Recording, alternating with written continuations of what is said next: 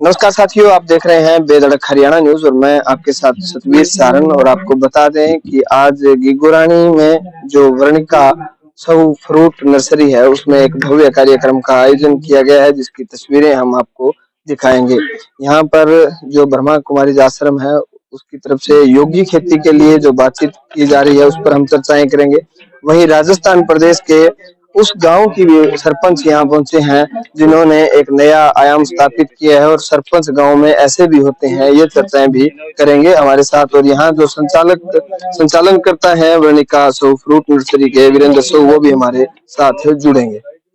जो कार्यक्रम यहाँ पे रखा गया है खेती बाड़ी से रिलेटेड कार्यक्रम है, तो क्या मुख्य इसमें जो है वो आपकी ओर से जो है वो वैदिक खेती को लेकर के किस तरह की बातें बताई गई, वैदिक खेती से क्या बेनिफिट्स जो है वो हो सकते हैं? ओम शांति। प्रजापिता ब्रह्मा कुमारी ईश्वरी विश्वविद्यालय में किसानों की उन्नति के लिए एक बहुत सुंदर प्रोजेक्ट बनाया गया है, जिसका नाम है शाश्वत यौगिक खेती। और उस शाश्वत यौगिक खेती में हम किसानों को प्राकृतिक खेती के साथ साथ मेडिटेशन का प्रभाव क्या पड़ता है, हमारे विचार शक्ति का क्या प्रभाव पड़ता है, कैसे हम सकारात्मक विचार करके अपने खेत में जाएं और पेड़ पौधों से वार्तालाप करें, उनको स्नेह से देखें, उनसे बात करें, हमारे विचारों का प्रभाव प्रकृति पर, पेड़ पौधों पर, वनस्पति पर कैसे पड़ता है, वो प्रयोग हम लोग कर रहे हैं। और उसके रिजल्ट मिलने के बाद जब हमने देखा कि किसान बहुत मेहनत करता है, दिन रात अथक होकर के खेती करता है, लेकिन उसको प्रकृति के तत्व, कभी बारिश पड़ जाती है, कभी सूखा पड़ जाता है, कभी ओले पड़ जाते हैं, उसको बहुत नुकसान होता है। जितना वो खर्चा करता है, जितनी वो मेहनत करता है, उसको उतना फल प्राप्त नहीं होता, इसलिए वो दुखी होता है, परेशान होता है। कई किसान तो सुसाइड कर लेते हैं। उनके आत्म बल को बढ़ाने की जरूरत है, और आत्म बल केवल मेडिटेशन से, परमात्म शक्तियों से ही प्राप्त हो सकता है। तो ये ईश्वरीय विश्वविद्यालय किसानों को श्रेष्ठ चिंतन करने की कला सिखाता है। जब श्रेष्ठ चिंतन होता है, उसका चरित्र अच्छा होता है, उसका व्यवहारिक जीवन अच्छा होता है, और पेड़ पौधों से वो वार्तालाप करता है, स्नेह करता है, तो उसके आधार से उसकी खेती में सफलता प्राप्त होती है। प्रकृति के तत्व उससे नुकसान नहीं पहुंचाते हैं। तो ब्रह्मा कुमारी ईश्वरीय विश्वविद्यालय ने पूरे देश में किसानों को प्राकृतिक खेती पर योग के प्रयोग करने की विधियां सिखाई, और उसके रिजल्ट हमें प्राप्त हुए। हमारे वैज्ञानिकों ने भी प्रूफ किया कि किसान के विचार हमारी भावनाएं, पेड़ पौधे, वनस्पति समझते हैं। तो जिस भावनाओं से हम वहां जाते हैं, जिस प्रकार का हमारा चिंतन है, वो बहुत जल्दी उसका प्रभाव पेड़ पौधों पर और वनस्पति पर पड़ता है। इसी लक्ष्य से ये यौगिक खेती का प्रारंभ किया गया, और इसके मॉडल बनवाए गए। हेडक्वार्टर में भी हैं और अनेक स्थानों पर, महाराष्ट्र में भी हैं, गुजरात में भी हैं।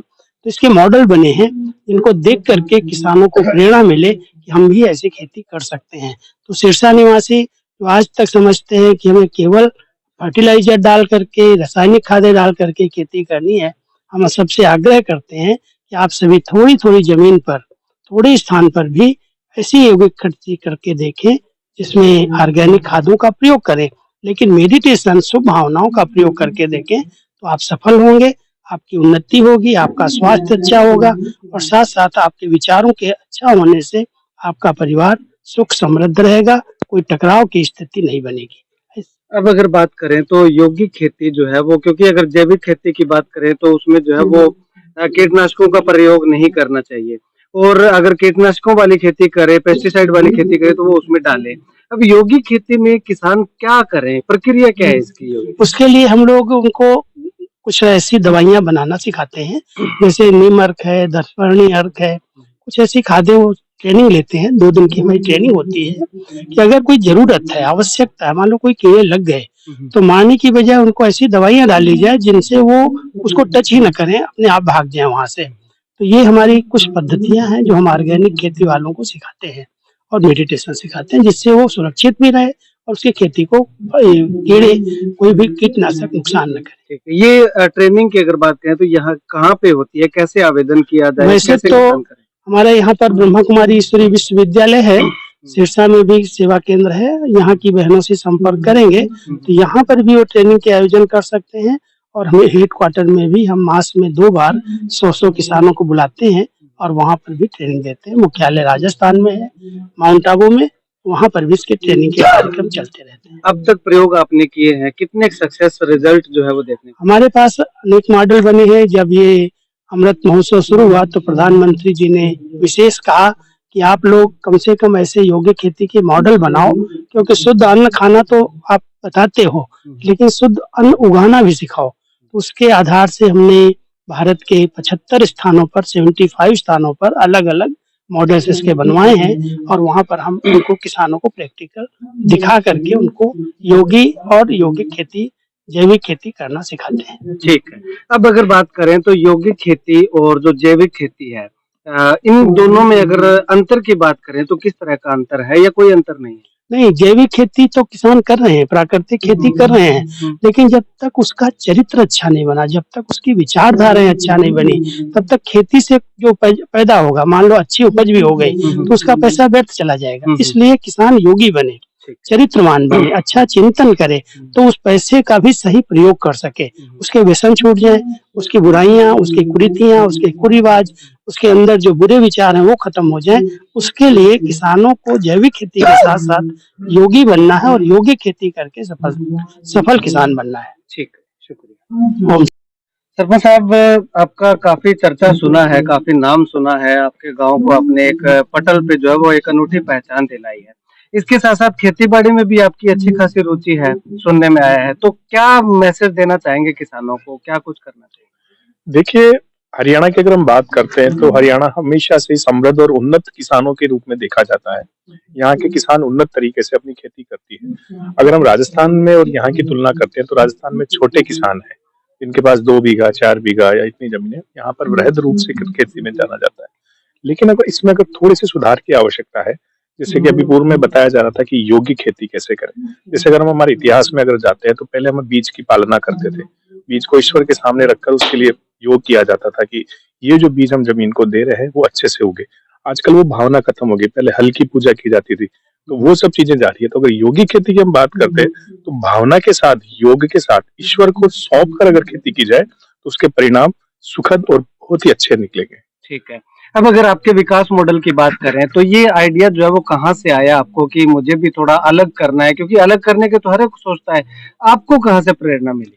देखिए, मैं आपकी इस बात को शिवखेड़ा की कही हुई बात से कहता हूँ कि जीतने वाला कुछ अलग नहीं करता, वह हर काम को अलग ढंग से करता है। आज हरियाणा में भी हमने वीरेंद्र जी के रूप में उदाहरण देखा कि उन्होंने खेती के नए तरीके अपनाए और आज वो एक समृद्ध किसान के रूप में कितने लोगों को बदलाव सिखा रहे हैं, खेती के उन्नत तरीके सिखा रहे हैं, बागवानी की ओर प्रेरित कर रहे हैं। उसी प्रकार से ग्राम पंचायत की हम बात करते हैं तो एक गांव को आदर्श बनाना उस पंचायत का, उस सरपंच का जिम्मेदारी होती है, उसका कर्तव्य भी होता है। हम कई बार अधिकारों की बात करते हैं कि ये मेरा अधिकार है, ये मेरा अधिकार है, हम कर्तव्य भूल जाते हैं। तो एक मानवता के नाते और एक सरपंच के पद के नाते हमारा कर्तव्य है कि हमारे गांव को पहचान मिले और उसको एक उन्नत और एक आदर्श गांव के रूप में देखा जाए और उसका गांव का एक संपूर्ण ग्रामीण विकास को देखते हुए एक संपूर्ण आदर्श गांव बनाया जाए। साहब, अगर बात करें तो कुछ अच्छा करते हैं तो अड़चने हमारे समाज के अंदर जो है वो ये एक विज्ञप्ति इसको कह सकते हैं, धारणा बनी हुई है कि अड़चने आनी ही आनी है।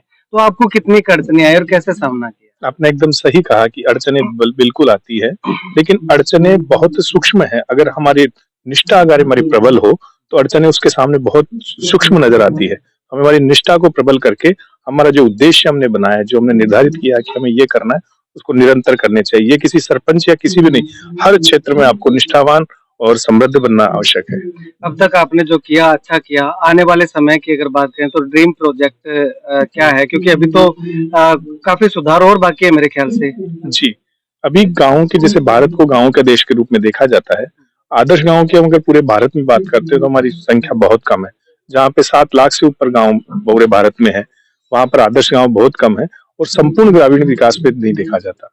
गाँव में कृषि पे कहीं पे काम हो रहा है तो कहीं भौतिक विकास पे हो रहा है, लेकिन हमारा एक सपना है कि हर गाँव का संपूर्ण ग्रामीण, जो सरकार ने निर्धारित जो 9 SDGs की है, जो सतत विकास के लक्ष्य निर्धारित किए, उन सभी लक्ष्यों के साथ काम हो और हमारे गाँव और हमारा देश आदर्श गाँव, आदर्श देश बने और आदर्श गाँव हमारे संकल्पित हो और विकसित भारत की ओर हम हमारे गाँव देश को लेके जाए। चलिए, शुक्रिया। वीरेंद्र जी, आज कार्यक्रम आयोजित किया वैदिक खेती, योगिक खेती और एक बहुत ही अगर बात करें तो प्रतिभावान सरपंच को आपने जो है वो इनवाइट किया था। क्या कुछ मुख्य उद्देश्य है इस कार्यक्रम का? इसका मुख्य उद्देश्य यही है कि हम युवाओं को कैसे, क्योंकि आज हमारे समाज में ये धारणा है कि किसानी करना एक नीचा काम समझा जाता है, लेकिन मेरी धारणा यह है कि हम युवाओं को खेती की तरफ जोड़ें, क्योंकि भारत देश है जिसकी आत्मा खेती किसानी में बसती है और गांव में बसती है। हम चाहते हैं कि उन किसानों को, उन किसान परिवारों में जो युवा हैं वो 10,000 छोटी छोटी नौकरियों के लिए शहर की तरफ जाते हैं, और मेरा मकसद है कि शहर को मैं गाँव में लेके आऊं। और मैंने पिछले जैसे 5-6 सालों से मैं लगातार देख रहा हूँ कि बड़े बड़े शहरों से, हमारे नजदीक दिल्ली है, दिल्ली से लोग चल के आते हैं मेरे पास, बहुत बड़े बड़े जो सेलिब्रिटी है वो चल के आते हैं, जो सुकून खेती किसानी में है।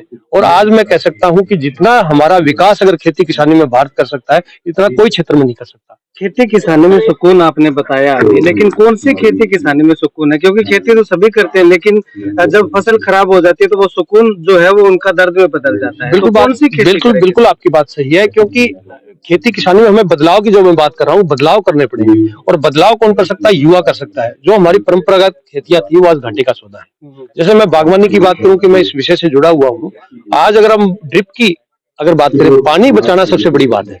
इजराइल इसका एक उदाहरण है। जहां हम खेती किसानी की बात करते हैं तो हरियाणा जितना क्षेत्रफल है और आज वो दुनिया में उसका डंका है, तो हम भी कर सकते हैं। हमारे पास उनसे ज्यादा रिसोर्स है, स्रोत है पानी के, जल के, और सिर्फ हमें उस चीज को पकड़ना है।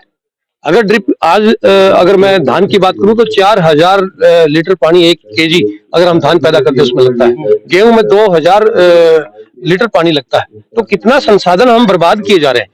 पूर्वजों ने तो हमें बहुत कुछ दिया, हम क्या देके जा रहे हैं, ये हमें सोचना है। हमें तो ये सोचना पड़ेगा कि पानी, आज अभी सरपंच साहब बता रहे थे 400 फीट, 500 फीट कई जगह नीचे चला गया। तो इन पानी को अगर हम स्रोत को नहीं बचा सके तो फिर कैसे बात बनेगी? तो मैं ड्रिप के माध्यम से हम खेती करना चाहिए। और बागवानी को मैं ये नहीं कहता कि जिस क्षेत्र में जो बागवानी होती है उसको अपनाना चाहिए, और अगर युवा इस चीज को ठान ले, जान ले, तो बहुत हम आगे इस खेती किसानी में बढ़ सकते हैं। ठीक।